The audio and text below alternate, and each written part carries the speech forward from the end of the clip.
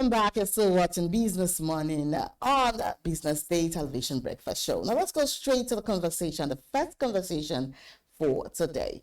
Talking about Nigeria's inflation falls to 16.1%, below Economists forecast. Nigerian inflation rate continued its steady decline in October, dropping to 16.1% according to new data released by the National Bureau of Statistics. Now, the figure came in well below Economists forecast, which had projected the rate to settle between 17 and 17.8% of the month. The latest reading marks the seventh consecutive month of easing inflation, extending a trend that has brought relief to households and businesses after more than a year of double-digit price pressures. Now, analysts attribute the slowdown to easing food prices, improved foreign exchange liquidity, and more stable supply conditions across key sectors. Food inflation, which makes up the largest share of Nigeria's consumer basket, recorded one of its sharpest declines in recent months, helping pull down the overall headline rate. And despite the positive year-on-year trend, month-on-month inflation edged higher to 0.9% from 0.7% in September. A reminder that prices are still rising, albeit at a much slower pace than earlier in the year. Our softer inflation outlook is expected to influence monetary policy in the coming weeks. Analysts say the Central Bank of Nigeria may have room to consider a modest interest rate cut as its next monetary policy committee meeting, especially as inflation continues to trend downward ahead of year end. Economists, however, caution that risks remain and festive season demand, possible fuel price adjustments, and even global supply disruptions could slow the pace of this inflation. Nonetheless, the latest data offers cautious optimism for consumers and businesses hoping for more stable prices heading into 2026. Now, joining us this morning is Mr. Muktar Mohammed, CEO of Finance by Muktar, and a world-class financial analyst. Good morning, Mr. Muktar. Thank you, Destiny. Good morning.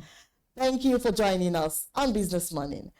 Now, very quickly, how significant is the role of easing food inflation in the current disinflation trend? I didn't get that question. Please, can you come again? I'll repeat again. I said, how significant? Can you hear me? Yes, I can hear you now. I said, how significant is the role of easing food inflation in the current disinflation trend?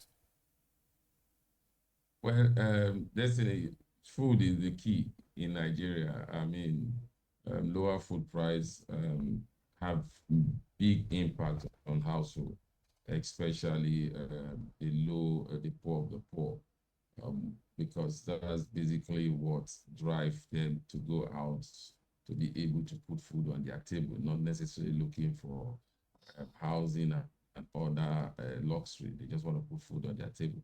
So when you see such a price come down, I think it's good. It might not be high, so much low like we expected it to be.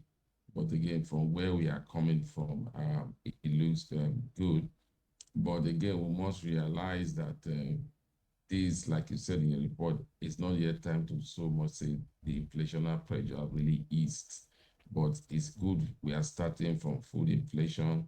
This is largely driven by low price of PMS, especially PMS. I think that is what is driving that. And also, you look at finished product,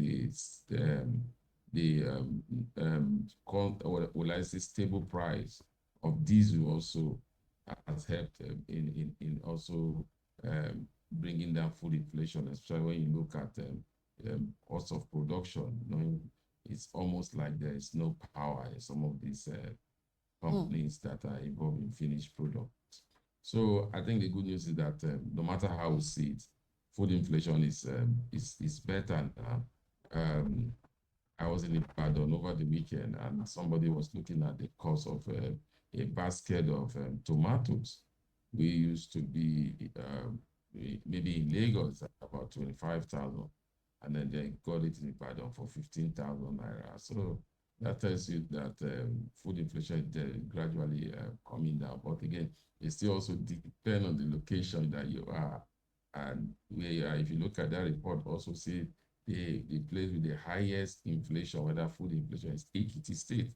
So that tells you that there's still a lot of work to be done so that we could have food being supplied. And this is normally what you call the destruction supply chain. Why is it being destructed? Why is the food cheaper in Ekiti than Lagos? Why is food expensive in Ekiti than Ibadan? And why is tomatoes just within 2 hours from a particular spot is cheaper than it? So those are things that we need to look and begin to look at solution on how to make sure that we have a uniform deflation in terms of food inflation. All right. Talking about having a uniform situation, I agree totally. But month-on-month inflation still increased. What does this tell us about underlying price pressures in the economy? Destiny, you see, we celebrate this, the government celebrate this, but you know why. It's largely driven by rebase. It's all about rebase inflation reduction because of the rebasing. And so what we are seeing now, that's why some people will say that it doesn't look real. When you go to the market, what you see is different from what they are trying to tell us that it is. Yes, month to month, you see those numbers stay high because again, if you look at year to year, then you have to look at last year we did not rebase at this time, so we rebase now. So year to year, it looks low. But again, when you look to month, you realize that inflationary pressure is still there. So what it tells you is that what we are enjoying now is just a rebase type of reduction in inflation. But again, to really enjoy that reduction, the physical side still needs to do a lot, not just only rebasing. They also begin to look at other areas that are influence this inflationary month-to-month inflationary pressure. So definitely, I am not surprised about that because again, when you look at, like I said, last year it was almost 31% at this time. By the time we rebased, we saw we're at 28%, and we saw that come down to I think about 21%, and now we are moving based on that rebasing. Like I always say, and I've said it in your program, rebasing in itself will not bring down inflation, but it open up other areas for investors, and that is why I keep saying that the core drive of inflation in Nigeria is FX stability. So because now FX volatility, because now based on this inflation, you can see a inflow of foreign investors, either portfolio investors. We are not seeing more of direct investors. So that inflow also is helping stabilize exchange rate. And that also is what is responsible for the reduction. So you could say that that is the only way you see rebasing helping bringing down inflation. But like I say, it's just portfolio in terms of equity investment. If you really want to see the real effect on the economy, we have to have foreign direct investors that will come in here and then begin to establish companies, create jobs. And once jobs are created, people begin to have disposable income, then supply now improve, then you see inflation will naturally come down. So now, to what extent has exchange rate stability actually influenced the latest inflation figures? Definitely, exchange rate is key. Let me tell you, if you look at what we are enjoying now, when did we start enjoying it? We started enjoying it, say it's got 7 consecutive months of inflation coming down. If you go back to history 7 months ago, 8 months ago, you know what the inflation is. 7 months after, you saw that was when we started seeing this steady decline in terms of exchange rate volatility. Started seeing the naira gaining over the dollar.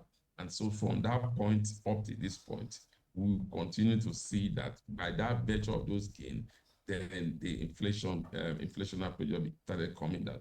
And what that tells you is that inflation itself is not driven by more of this cut rate, do rate like this. It's largely driven by FX volatility. So they were able to see that. And once the retail side of FX market was improved upon, we didn't have those problems any longer. So I totally agree that exchange rate is key. I kept saying it when the CBN were cutting rate, hiking rate. I said, no, that is not the challenge. The challenge is FX stability.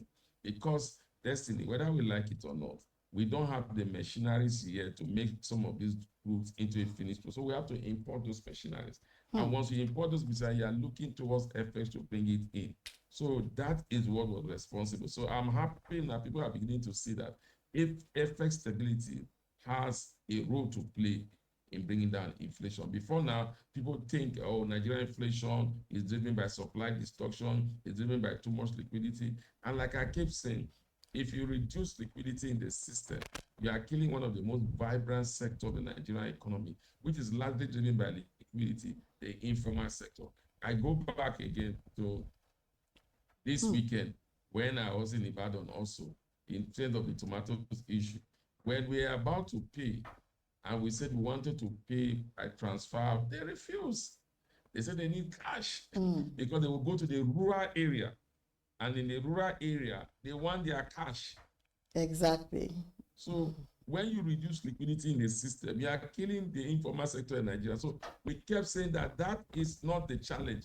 The challenge is FX.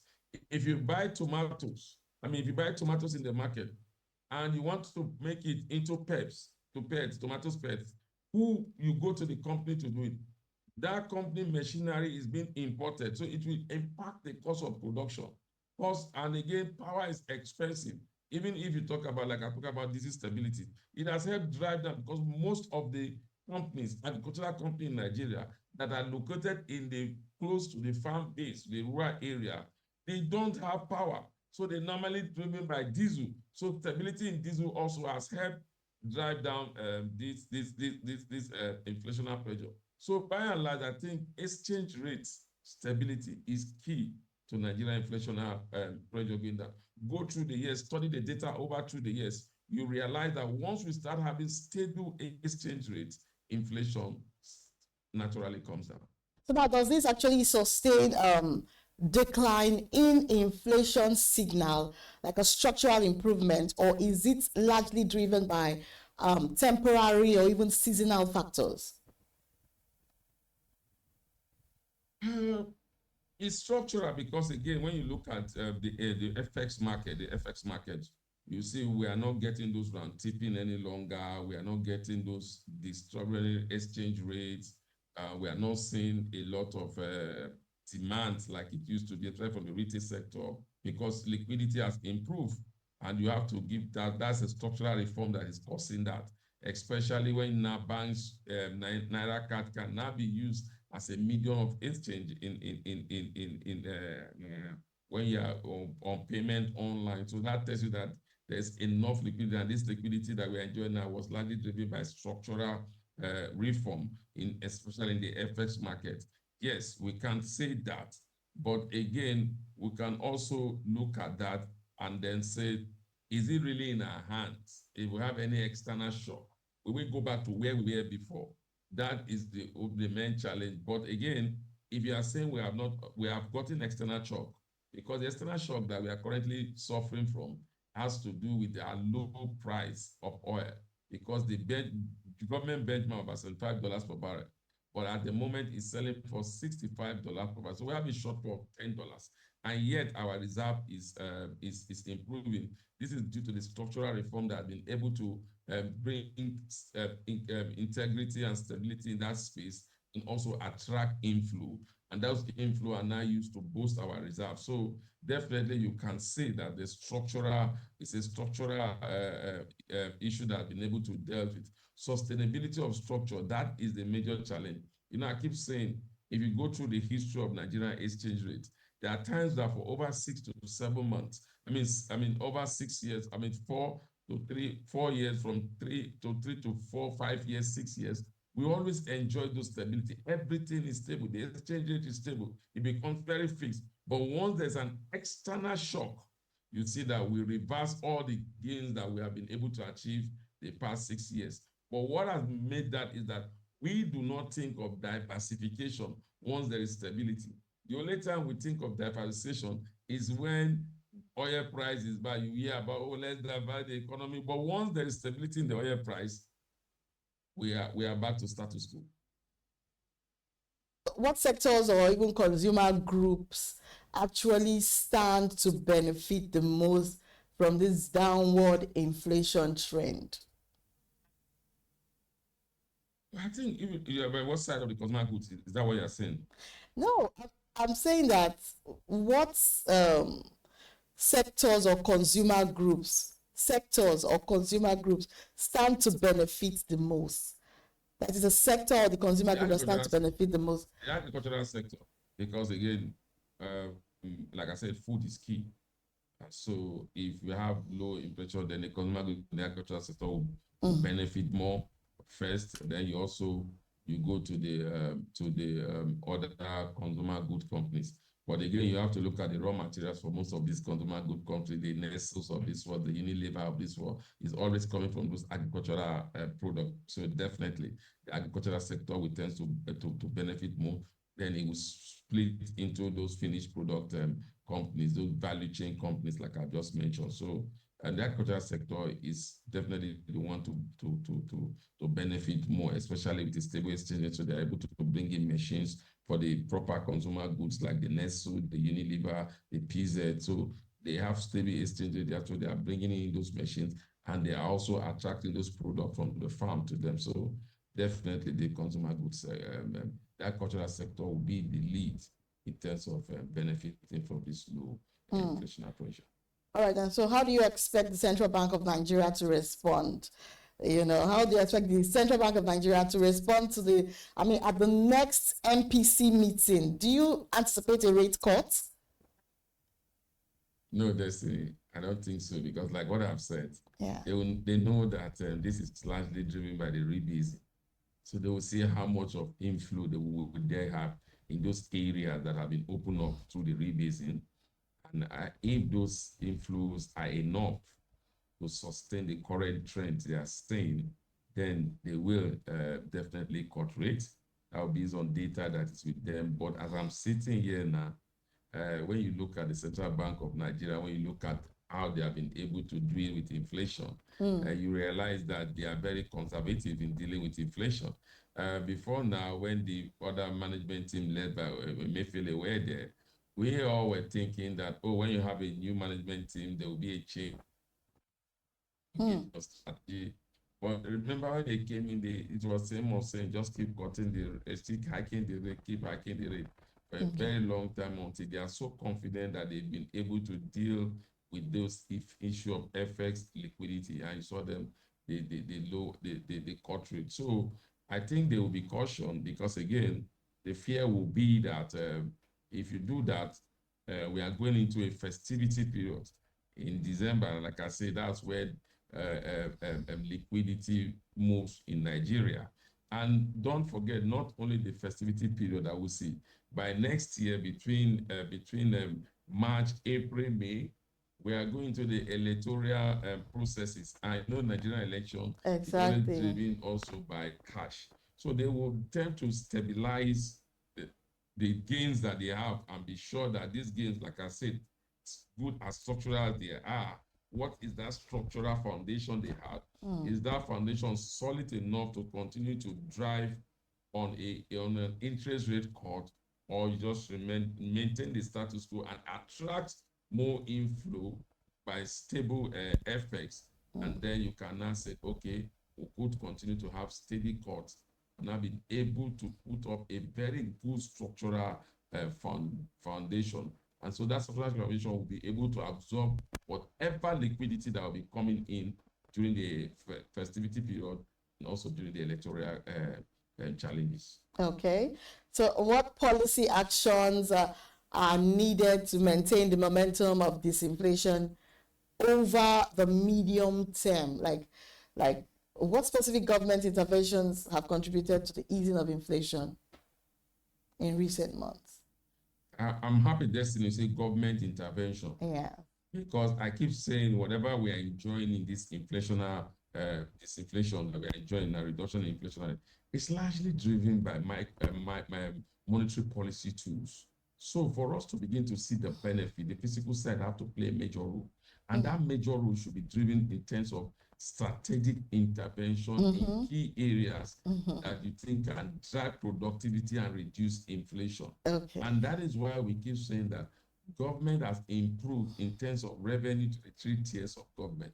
But no matter the amount of revenue you have, you cannot be able to take up a lot of infrastructural challenges that are coming. So you need to work on that. Getting the PPP so that they can help you handle infrastructure while you keep investing in key areas to make sure that Nigeria have disposable income. What are those key areas? Education and healthcare. Especially when you talked about healthcare, you shouldn't be thinking about the big hospital. You should be thinking about the primary healthcare centers. How local government be able to develop those healthcare centers so that instead of me going to the chemist and spend more, I go to the healthcare center, I spend less, and that means my disposable income has improved for me to consume, and then those goods have also come down. So, and this has the snowball effect on businesses. So for me, the key intervention for government will be how they are able to use this improved liquidity to develop key sectors, especially education and health. Education should not be all about all the big schools, all the infrastructure that you have, good schools, pens, the school have school desks. This also should come up with teachers, good teachers, so that people can move their children from a private school and move them to a public school, and then be able to have more disposable income. Because for Nigerian economy to continue to strive, for Nigerian economy to continue to create jobs, the informal sector is largely driven by consumption. So once people are able to improve their disposable income, then consumption will improve, and that will bring more businesses, and that also will help create more jobs for ordinary Nigerians. Oh, wow. All right, well, thank you, Mr. Mokhtar, for your addition in the inflation story. But I want to ask that you still stay with us so we can, talk to you more on pension issues, because I know you're very good, with pension talks coming up shortly after this break. Please stay with us. Welcome back to Business Morning. And now moving on to our second conversation for today, talking about PenCom advances pension reform with full November disbursements, broader coverage plans. Okay, now the National Pension Commission, PenCom, has announced a significant operational milestone, that is full pension payment for November retirees. And this has been completed, marking what the Commission calls the end of chronic delays in accrued rights disbursements for Treasury-funded ministries, departments, and agencies. According to PenCom's head of corporate communications, Ibrahim Buwai, reforms to remittance systems coupled with recent bond releases from the federal government have driven greater efficiency. The Commission also confirmed that retirees expected to exit service in December will receive their accrued benefits by mid-month ahead of the festive season. Concerning this matter, we are still talking to Mr. Mohammed Muktar, the CEO Finance by Muktar. Thank you for staying with us, sir. Thank you, Destiny. All right, sir. Very quickly, on pension disbursements and operations, PenCom recently announced the completion of payment for November retirees. What operational changes enabled this improvement? It's actually sounding good. I think what we have seen enough of liquidity in the pension space, and so they are able to take up high deals, and this is largely, I think this is largely driven because of the federal government have paid the backlog of their pensions area that they are not paying to the commission. So I think the commission will have more liquidity outside of those that they have invested. And also don't forget, like they said in the report that you just gave, also investment has been in the investment climate has been good for the pension fund administrator. They have been able to improve, especially whether they are doing federal government bond or they are in the equity market. Returns have been very good, and also that has also improved their liquidity. You see, this functions story is one of the stories that we need to sell to the world, where we see a decision by previous administration having a positivity in all other administration because of continuity without a policy somersault. This is, I think, I stand to be corrected. When President Obasanjo came to power, when he came up with this pension pension reform that have driven pension to where it is today. I think that seems to be the only program that, since the advent of civilian administration, has been consistently constant. Every administration have come in and tried to improve upon it. So I stand to, because maybe the EFCC is one of the next, but the EFCC was not established immediately President Obasanjo came to power. I think that was established when he was in his second term. But the PenCom reform, the PenCom Commission was established in his first term. And this was because of the large pensioners that were still waiting to collect their pension. And at that time, also, the serving president, was a pensioner. So he came up with a little bit of experience and established this contributing pension scheme. And every administration, you have to give them kudos, have looked at way to improve this pension scheme by appointing people that are very seasoned and good. Yeah, you can't say we don't have our challenges. We have a challenge, but they're not being directly with PenCom. You know, the challenges they have with the police pension scheme, MENA and others, how a lot of money went missing. So, but in this current private sector driven pension reform, we have seen integrity, we have seen consistency, we have seen innovation, and we have seen good governance. All right, then now this actually is the opposite of what is happening in the north right now. We saw on the dailies this morning that somewhere in Taraba, Adamawa, and other northern states, like 4 other northern states, they are not experiencing about the same thing. In fact, the reverse is the case. Why do you think this divide is very, very obvious?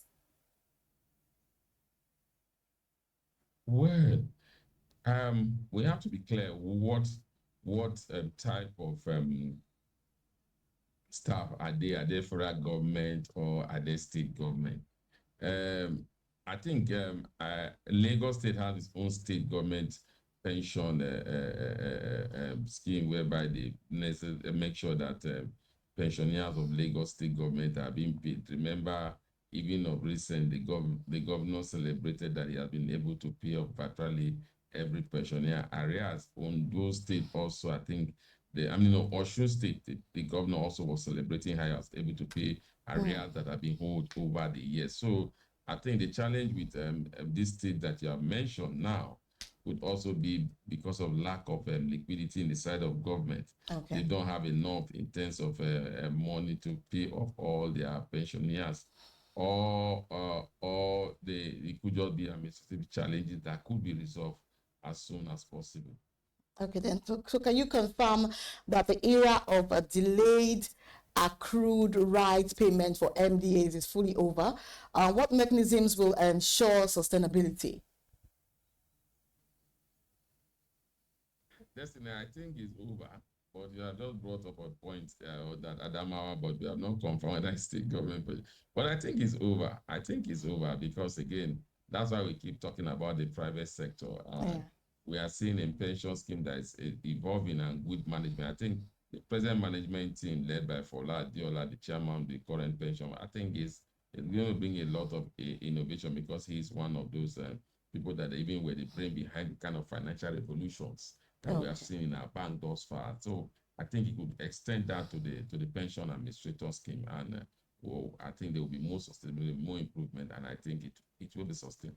Okay, so then how is PenCom addressing recurring remittance failures from defaulting employers? Unfortunately, Destiny, the government is the more culprit of that. So I don't know who they will not hold responsible for that from government, because government will tell you we didn't have enough money, oil was not good. We've not been able to meet our quota. At least we are trying to see how we can do about it. But normally there's a law for a private sector employer that if you have up to 5 staff, they must be part of the contributing pension scheme, and you must make sure that you remove that pension and make sure it is paid on their name with whichever pension administrator they decided to be with. And I think, and there's a penalty if you default as a company. So what I would say is that it's either that penalty is not really being implemented. People have not seen people being punished for not paying pension that they were, for not remitting pension that they were supposed to remit, until we begin to see an enforcement of that rule to say that if you fault in this place, the law will take its course. We will continue to have those challenges. Okay, now, so What role does the new MOU with ICPC play in strengthening compliance and accountability? Fantastic. But now, how how effective will be the ICPC? Yeah. I think it's very good. So what it means is that whoever is the head of remittance or pension remittance, the eyes will be on him to make sure that when those money are released to be remitted, they will be remitted rather than taking it to a bank and putting fixed deposit. You know, the greatest pain of Nigerian problem is corruption.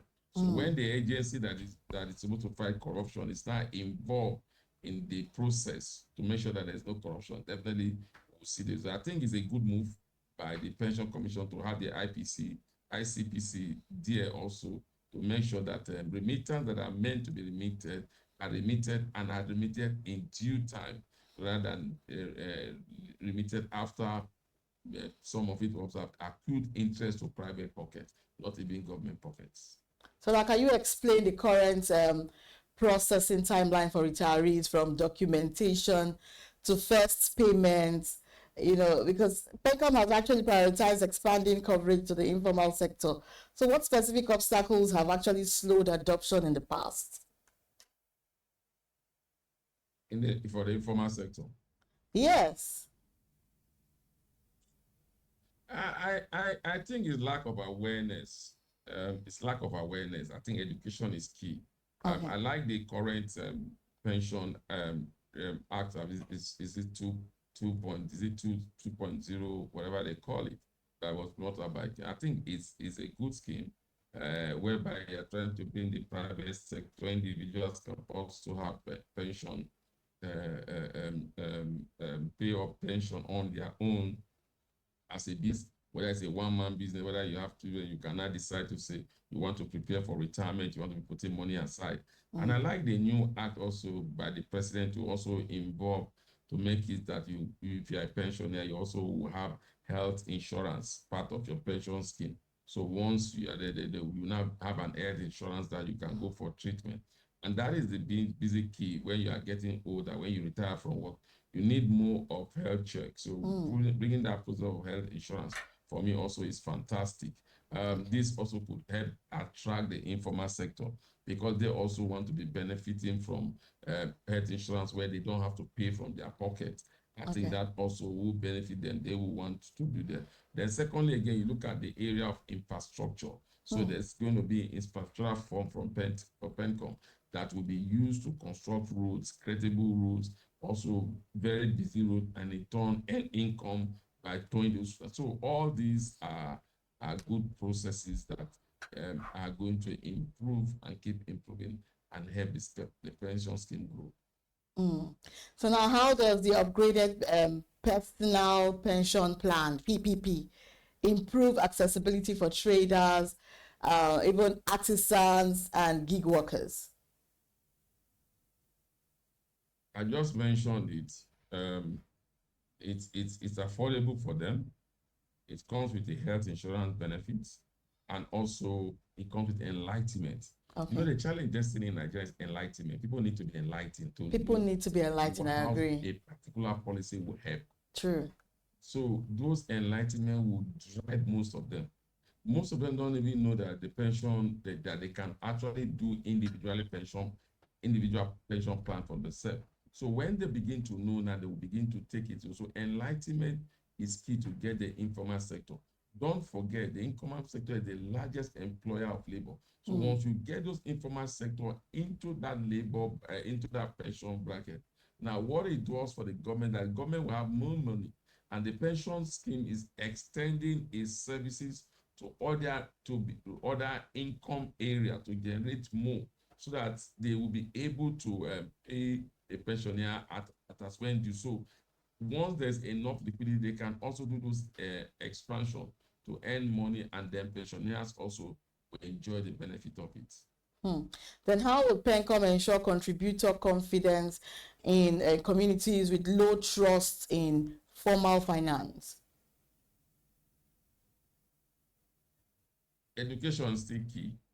enlighten them on education. You know, the average Okay. Nigerian thing, he will work, he will have the strength to work till he die. So Okay. you need to educate them that it will come to a point that your body cannot be able to carry it. True. So that you don't become a beggar, then you can key into this, then you have payment, they will pay for you. You also tell them that by venture of coming into this scheme, also you have an automatic health insurance to go to any hospital to Okay. treat yourself whenever you are sick. All these are what we excite them to want to be part of it. And then integrity, whereby they are not reading in the news that the Oga that came here had embezzled some of the pension fund, had been arrested. And so all those things are what they will know, because for those average Nigerian informers that want to join the pension scheme, once there's an issue that have to do with integrity, Destiny, I can assure you that they will not sleep. They'll be wondering, as my money gone, they are waiting for the money to come so that they can walk in there. So we need to Exactly. build integrity so that we follow the rules of the pension fund administrators. Okay, so then what digital tools or partnerships are in place to support real-time onboarding and contribution tracking?